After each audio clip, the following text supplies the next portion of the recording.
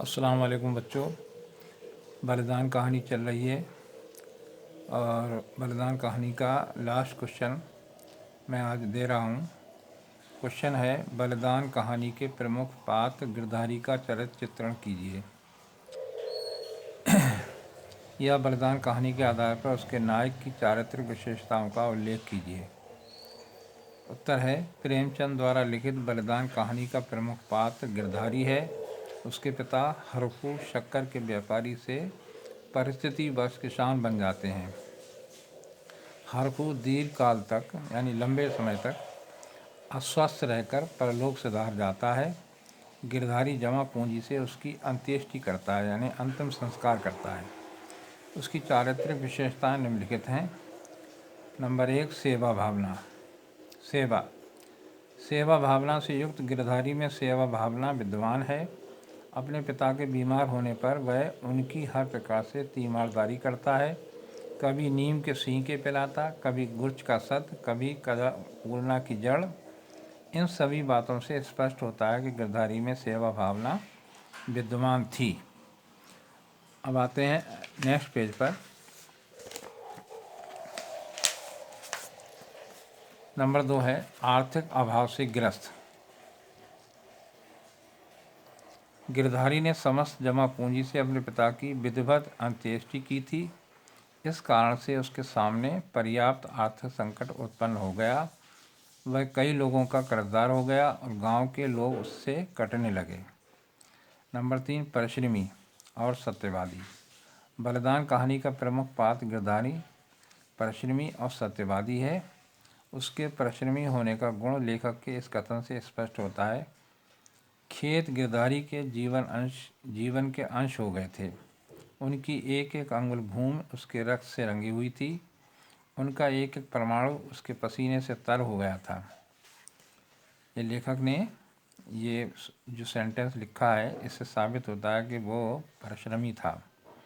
सत्यवादिता का गुण उसकी इस बात से स्पष्ट झलकता है कि जब वह ओंकार नाथ के पास जाता है तो कहता है, सरकार मेरे घर में तो इस समय रोटियों का भी ठिकाना नहीं है, इतने रुपए कहाँ से लाऊंगा। नंबर 4, भाग्यवादी। गिरधर अपने पिता की अंत्येष्टि में अपनी सारी जमा पूंजी व्यय कर देता है। इससे उसके सामने आर्थिक संकट उत्पन्न हो जाता है। वह 2 समय की रोटी के लिए भी परेशान हो जाता है। जब उसके पड़ोसी उससे कहते हैं कि तुमने अंत्येष्टि में व्यर्थ पैसा बर्बाद खर्च किया, इतना पैसा खर्च नहीं करना चाहिए था, तो वह कहता है, मेरे भाग में जो लिखा था वो होगा। नंबर 5 है, अंतर्द्वंद का शिकार। गिरधारी खेत को अपनी माँ समझता है। उससे उसका अमिट लगाव है। उसके जाने का उसे बड़ा दुख होता है। जब उसके हाथ से उसकी ज़मीन खिसक जाती है तो वह अंतर्द्वंद का शिकार होकर किंग कर्तव्य विमूढ़ हो जाता है। वह ये नहीं सोच पाता कि उसे क्या करना चाहिए और क्या नहीं। इसी मानसिक स्थिति में वह अपने बैल भी बेच देता है। हालात से परेशान होकर वह रज्जू बढ़ई के पास जाता है और कहता है, रज्जू मेरे हल भी बिगड़े हुए हैं, चलो बना दो। अब नंबर 6 है, विनम्र। गिरधारी स्वाभाविक रूप से विनम्र है। विनम्रता का गुण उसकी नस नस में व्याप्त है। क्रोध उसको छू तक नहीं गया है। तुलसी बनिया जब क्रोध में उससे तकादा करता है तो वह विनम्रता पूर्वक कहता है, साह जैसे इतने दिनों माने हो, आज और मान जाओ, कल तुम्हारी एक एक कौड़ी चुका दूंगा। नंबर 7 है, सरल हृदय। गिरधारी सरल हृदय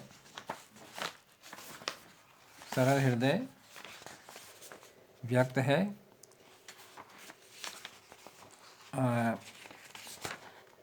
सरल हृदय व्यक्त है। जब मंगल सिंह तुलसी के बारे में उससे कहता है कि यह बड़ा बदमाश है, कहीं नालिश न कर दे, तो सरल हृदय गिरधारी मंगल सिंह के बहकावे में आ जाता है और मंगल को अच्छा सौदा बहुत सस्ते में मिल जाता है।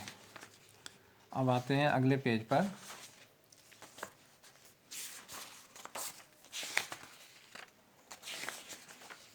नंबर 8, भावनात्मक गिरधारी भावनात्मक रूप से अपने पशुओं से भी जुड़ा हुआ है। वह उन्हें अपने से अलग नहीं करना चाहता, क्योंकि वे उसकी खुशहाली के प्रतीक हैं। लेकिन कर्ज चुकाने व आर्थिक अभाव के कारण जब वह उन्हें बेच देता है तो उनके कंधे पर अपना सिर रखकर फूट फूट कर रोता है।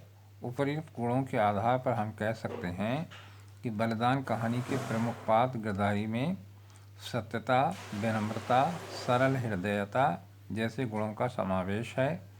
गिरधारी बलिदान कहानी का ऐसा पात्र है जो तत्कालीन शोषक समाज में शोषित व्यक्ति की वास्तविक स्थिति को दर्शाता है।